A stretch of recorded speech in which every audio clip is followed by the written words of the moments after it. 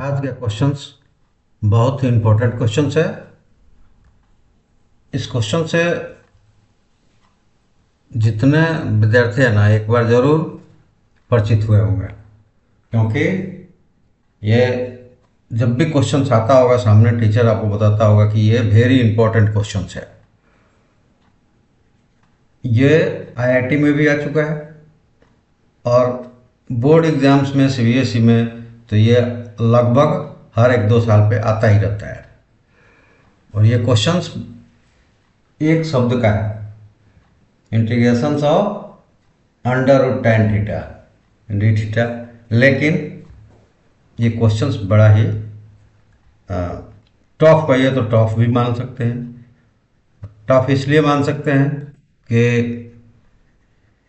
ये क्वेश्चन जो है ना, अगर टेक्निक यानी माइंड टेक्निक ना यूज किया जाए कई जगह तो ये क्वेश्चंस नहीं बनेगा।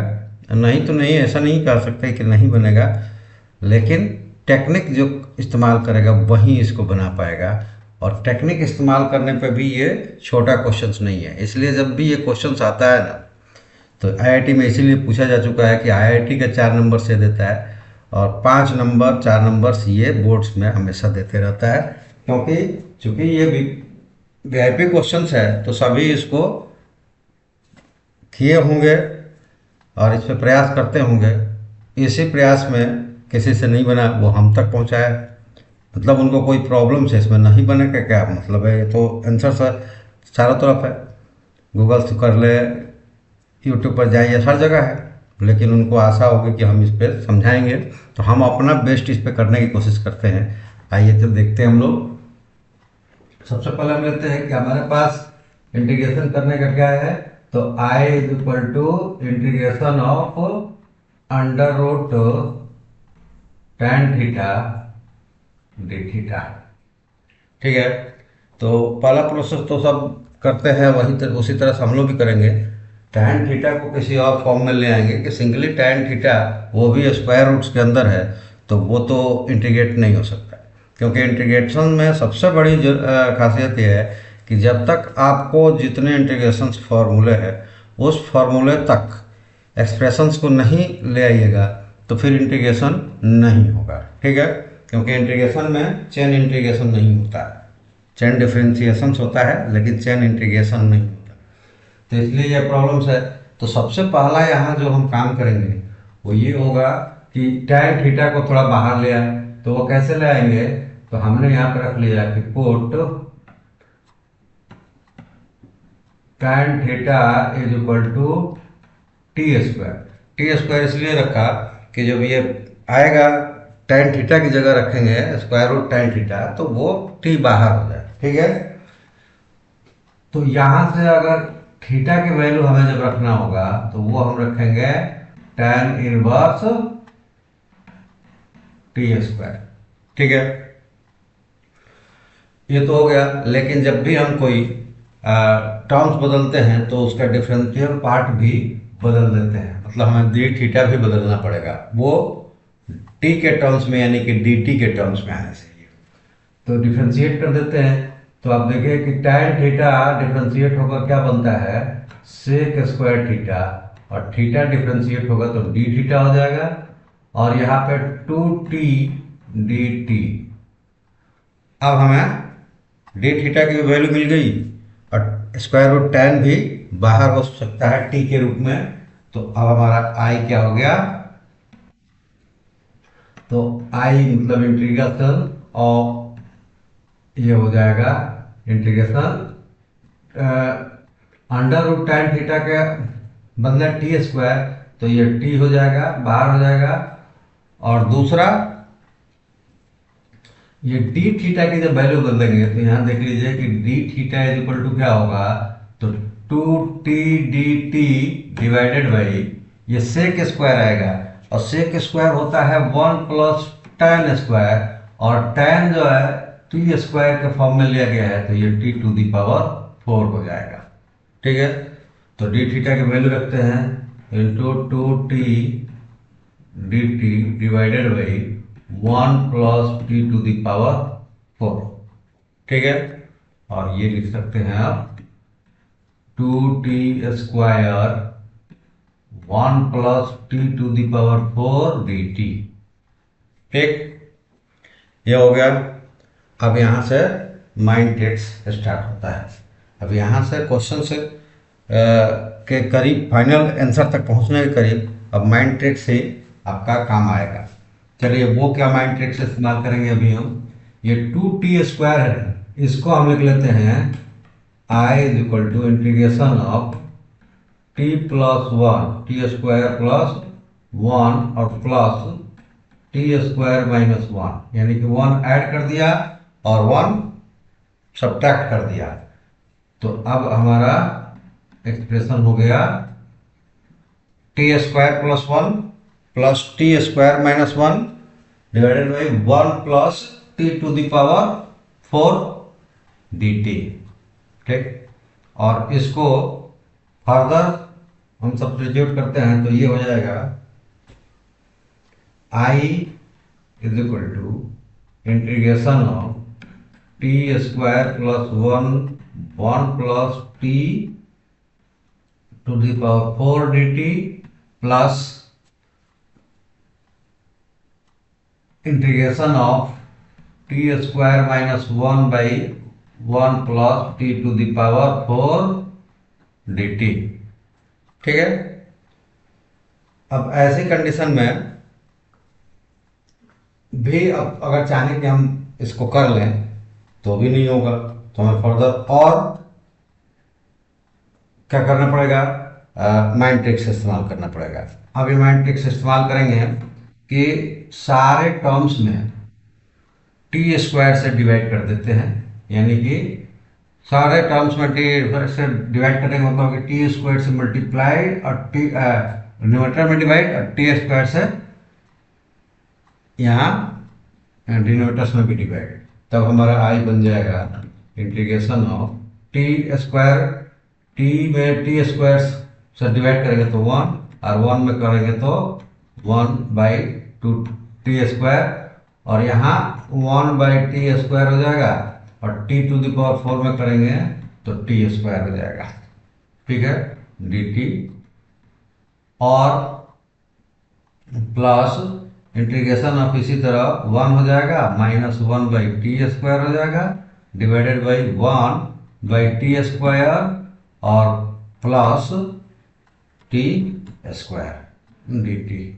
देखिए ये बना। यहाँ से भी अभी हमें थोड़ा सा प्रॉब्लम होगा, नहीं कर पाएंगे, तो चलिए आगे कुछ बनेगा उसको देखते हैं। वो क्या बनेगा, I बन जाएगा integration of 1 plus 1/t² divided by 1 minus 1/t² plus 2।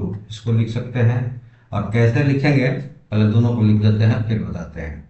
Integration of 1 minus 1/t² divided by 1 plus 1/t² और माइनस 2 dt। ठीक, कैसे लिखा ये, तो देखिए हमारे पास एक फॉर्मूला है कि a² प्लस b² को लिख सकते हैं a plus b² minus 2ab। ठीक है, और इसको लिख सकते हैं a minus b² plus 2ab। अब यहाँ पे ये बात है, ये t और ये हो जाएगा t।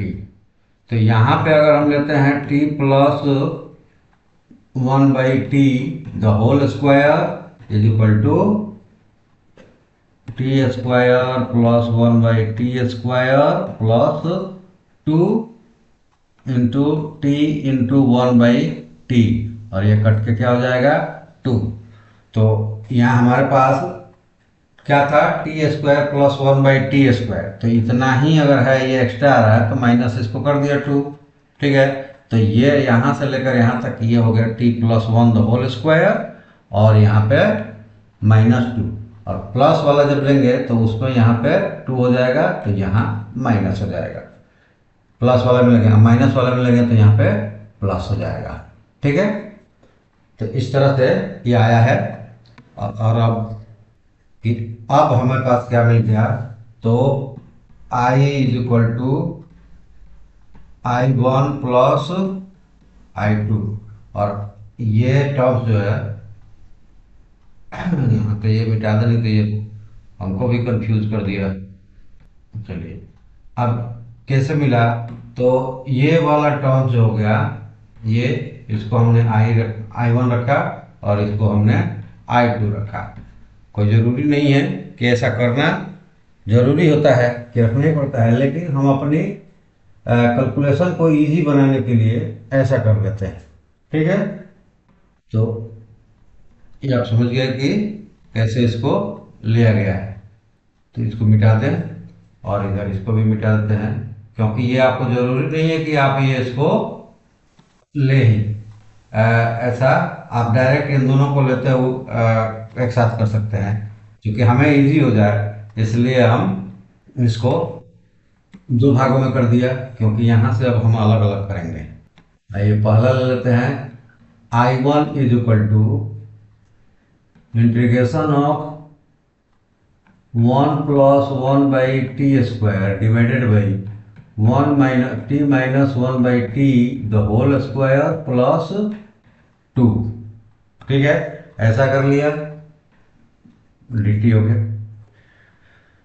अब यहाँ पे ऐसा करने से एक ऐसे कैलकुलेटरी पॉइंट्स पे आ गया कि यहाँ से हम इसका इंटीग्रेशन निकाल सकते हैं। तो ये अब हम सब्स्टिट्यूशन मेथड्स यहाँ पे इस्तेमाल करने वाले हैं। क्या करेंगे, put t minus 1 by t is equal to u, और डिफ्रेंशिएट करेंगे तो ये मिलेगा t का 1, और ये माइनस 1 बाई टी स्क्वायर होगा, 1 बाई टी स्क्वायर, और माइनस लगा हुआ है तो ये हो जाएगा plus 1 by t square d t, डेट is equal to d u. अब ये देखिए 1 plus 1 by t square d t, उसके बदले में आ गया डी यू।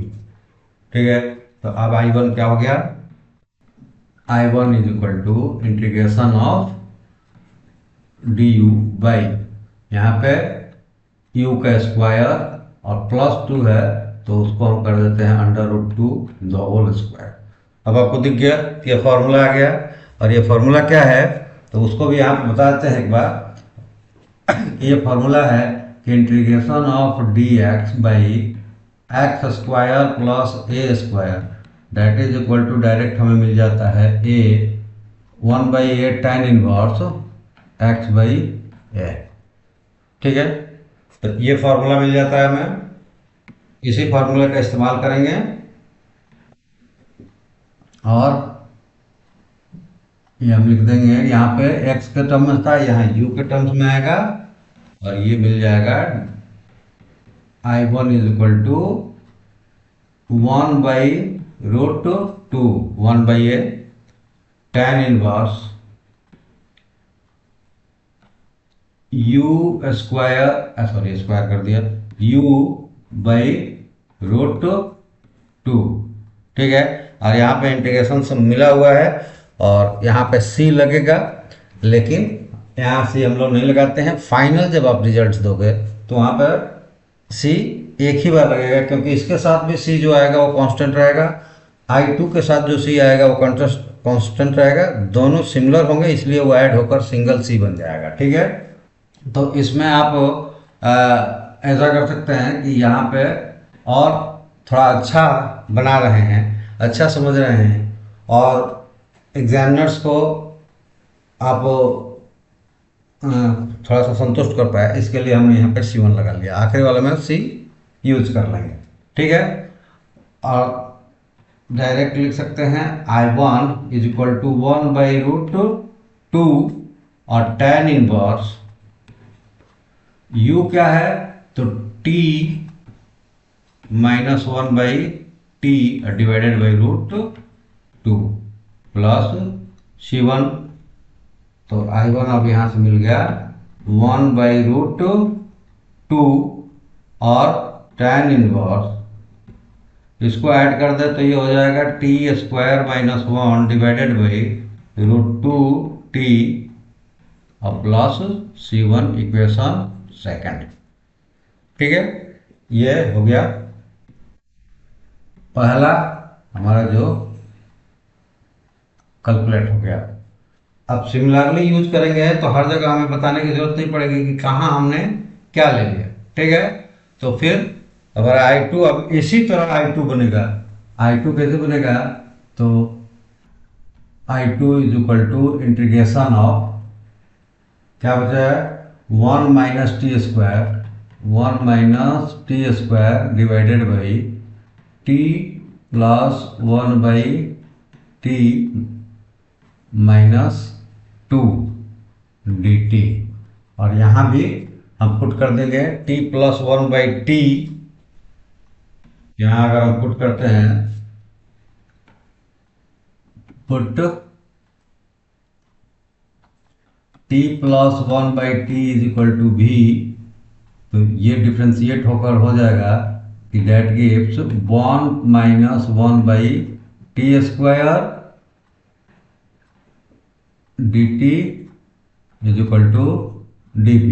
और ये माइनस क्यों हो गया कि जब हम d/dt t-1 को डिफ्रेंशिएट करते हैं तो ये माइनस इधर लग जाएगा, और t -1 होगा तो ये हो जाएगा -t-2, तो ये हो जाएगा -1/t²। ठीक है, तो इसीलिए यहाँ पे माइनस वाला लिया तो ये प्लस में आया, और यहाँ प्लस वाला लिया तो ये माइनस में आया। ठीक है, चलिए आगे बढ़ते हैं और यहाँ पे लिख देते हैं कि now I2 is equal to integration of dv by v², और यहाँ पे -√2 द होल स्क्वायर, ये ऐसा हो जाएगा। और ऐसा जैसे होगा तो यहाँ दूसरा फॉर्मूला यूज हो जाएगा, और वो फॉर्मूला होगा कि integration of dx by x² minus a² that is equal to 1/2a log x minus a by x plus a, ये फॉर्मूला यूज हो जाएगा। ठीक है, और जब ये फॉर्मूला यूज करेंगे तो हमारे पास ऑप्शन जो बचेगा आगे वो ये होगा कि I2 इज इक्वल टू, ये हो गया 1/2√2 तो √2 और log x की जगह v है, v माइनस a की जगह क्या है, √2 डिवाइडेड बाई v प्लस √2 और प्लस C2। ठीक है, और यहाँ से डायरेक्ट वैल्यू पुट कर दे तो ये हो जाएगा I2 इज इक्वल टू 1/2√2 और log, और v क्या है, v है t प्लस 1/t, और सॉल्व कर देंगे इसको तो ये क्या मिलेगा हमें कि t² minus √2t plus 1 divided by कितना आ जाएगा, नीचे प्लस में है तो t² plus √2t plus 1 plus C2। ऐसा कैसे हुआ, तो दोनों के नीचे t है, सॉल्व कर देंगे तो ये क्या मिलेगा, t² plus 1/t minus 2√2t, दोनों में t है, कैंसिल हो जाएगा। ठीक है, तो ये इक्वेशन नंबर 3 हो गया। ठीक है, तो अब फ्रॉम 1, 2 एंड 3 तीनों इक्वेशन को लेंगे तो 2 और 3 में क्या निकला है, I1 और I2 की वैल्यू निकला है, और 1 में दोनों का एडिशन इक्वल टू I है। ठीक है, तो यहाँ पे हम लिख सकते हैं I is equal to 1/√2 tan inverse क्या आया है, t² minus 1/√2 t t plus 1/2√2 log, अच्छा ये थोड़ा सा हम लोगों को आगे कन्वर्ट भी करना होगा, T square minus 2√2 T minus √2 T plus 1 divided by t square plus √2 t और प्लस 1 और प्लस टी C1 और C2 मिलकर बड़ा C हो गया। ठीक है, लेकिन यहाँ भी आपका आंसर से नहीं हुआ, आंसर से होगा जब t भी कन्वर्ट हो जाएगा। ठीक है, तो यहाँ पे कहीं जगह निकाल कर हम इसको कर दें। तो आइए अब वहीं पे लेकिन फिर भी आपका वो क्वेश्चन पेज जो है हो सकता है कि पीछे के अभी आपने उतारा नहीं हो, तो इसलिए मैं मिटा नहीं रहा हूँ। देखिए जहाँ जगह खाली है वहीं पे इसको लिख रहा हूँ कि तब हमारा integration i is equal to क्या हो जाएगा, that means i is equal to 1/2√2 था, केवल √2 था, √2 tan इनवर्स। और देखिए ये क्या है, T square minus 1, T square मतलब tan थीटा, तो यहाँ हो जाएगा tan theta minus 1 divided by √2t, तो 2√tan थीटा। ठीक है, और प्लस दूसरा वाला 1/2√2 लॉग, और ब्रैकेट में टी स्क्वायर मतलब tan theta minus √2 tan theta, क्योंकि टी का भी tan है तो डायरेक्ट अंदर कर सकते हैं, और प्लस 1 और डिवाइडेड में होगा tan theta plus √2 tan theta और प्लस 1 और प्लस c, ये आपका आंसर होगा। ठीक है, जगह कम था, एडजस्ट कर लीजिएगा। तो इस तरह से आप इस क्वेश्चंस को बनाते हैं। तो आप देख रहे होंगे कि ये क्वेश्चन छोटा सा √tan थीटा, और कितना हमें माइंड ट्रिक्स का इस्तेमाल करना पड़ा, तब इतने बड़े पेज के में आपका ये क्वेश्चंस बनेगा। तो इससे अनुमान लगा लीजिए कि ये IIT में आया होगा, क्योंकि इतना जब कैलकुलेट करना पड़ता है तो वहाँ अब IIT में सोचिए कि इस क्वेश्चंस को लोग कैसे किए होंगे। तो पहले से जो ये प्रैक्टिस कर रखे होंगे वो 2-4-5 मिनट के अंदर ही निकाल लेंगे, मतलब 2-3 मिनट तो लग जाएगा ऐसा जब क्वेश्चन आ जाएगा, अगर उसके डायरेक्ट आंसर से याद हमें ना हो तो। ठीक है, लेकिन प्रैक्टिस कीजिएगा तो ये डायरेक्ट आंसर याद होता है। ये आप IIT में भी ट्रिक 2 मिनट्स के अंदर लगा सकते हैं।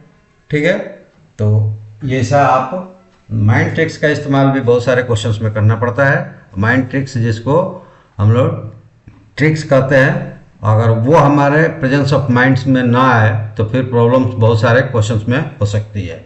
लेकिन प्रैक्टिस कीजिएगा तो किसी क्वेश्चंस में प्रॉब्लम्स नहीं होगी। मुझे लगता है कि आप इस तरह से करने के बाद आप लोगों को कोई प्रॉब्लम्स नहीं होनी चाहिए। फिर भी अगर प्रॉब्लम्स है तो आप ESP पे आए और अपने प्रॉब्लम्स को पूछे हमसे, हम उसका अपने बेस्ट ऑफ नॉलेज के हिसाब से आपको बेटर से बेटर तरीके बताने की कोशिश करेंगे। तो चलिए चैनल्स को आप सब्सक्राइब कर लीजिए, बढ़िया रहेगा। लाइक तो कर ही दीजिए और दोस्तों में शेयर कीजिए ताकि वो लोग भी सब्सक्राइब करें, और जो भी आपके प्रॉब्लम्स या आपके दोस्तों के प्रॉब्लम्स है हम तक पहुंचाए। और यहाँ पे एक और सूचना दे दूँ कि जैसे कि आप 12th के एग्ज़ाम्स देंगे, उसके बाद आपका कोई भी व्यू होगा आगे करने की, तो आप इस पर पेज पे एक बार ज़रूर आए elapse.co.in, और वहाँ से जो भी आप करना चाह रहे हैं जिस भी कोर्स के लिए उसको चूज करें, साइन अप करें, छोटा सा पेमेंट से भरे और उस कोर्स को आप घर बैठे तैयार कर सकते हैं। तो ये अगर किसी जो 12th से नीचे विद्यार्थी हैं उनके पास जा रहा है तो वो तो जरूर जाए इस पे, क्योंकि 6 से लेकर 12 तक के साइंस और मैथ के भी कोर्सेस उस पर उपलब्ध है, अदर कॉम्पिटिटिव एग्जाम्स के अलावा। तो वो विद्यार्थी जो 12th का एग्ज़ाम अभी नहीं दे रहे हैं तो वो ज़रूर जाए और वहाँ से अपने क्लास के मैथ और साइंस की कोर्सेस डाउनलोड करें और मतलब साइन अप करें और अपनी तैयारी घर बैठे कीजिए और इसी तरह की बेटर कंसेप्ट्स के साथ। तो चलिए आज हम लोग यहीं पे रुकते हैं। आप सबका मेरे साथ जुड़ने के लिए धन्यवाद। Thank you. जय हिंद।